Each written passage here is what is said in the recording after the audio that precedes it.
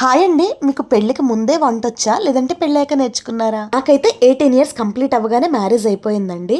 అయితే అప్పటికి నాకొచ్చిన వంటలన్నీ చేసేదాన్ని. రానివి కూడా ప్రయత్నించేదాన్ని కానీ, ఎప్పుడు ఎవరి దగ్గర నాకు ఇది రాదు, అది రాదు అని అయితే చెప్పలేదండి.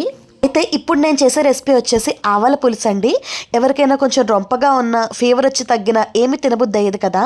అలాంటప్పుడు ఒక్కసారి తినండి. ఘాటు ఘాటుగా, కారం కారంగా భలే ఉంటుంది.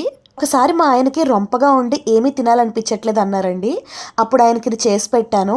చాలా టేస్టీగా ఉందని చెప్పి మెచ్చుకున్నారండి. అయితే మొన్న పండక్కి అమ్మ వాళ్ళ ఇంటికి వెళ్ళినప్పుడు అప్పుడు అందరికీ కూడా గొంతుకు రొంప, ఈ చలి వల్ల ఏదో ఒక ప్రాబ్లమ్స్, బయట నైట్ టైంలో కూడా ముగ్గులు పెట్టాం కదా పండక్కి. ఇంకా చాలా రోజులు అవుతుంది కదా అని చెప్పేసి ఈ ఆవాల పులుసు అయితే చేశానండి. అయితే అమ్మ కానీ, అమ్మమ్మ కానీ వీళ్ళెవరూ కూడా ఇప్పటికొచ్చి పులుసు టేస్ట్ చూడలేదంట. వాళ్ళకి కూడా చాలా బాగా నచ్చిందని చెప్పన్నారు. చాలామంది కొత్తగా పెళ్ళైన వాళ్ళు భయపడిపోతూ ఉంటారండి. అయ్యో! నాకు వంటలు రావు ఎలా అని చెప్పేసి.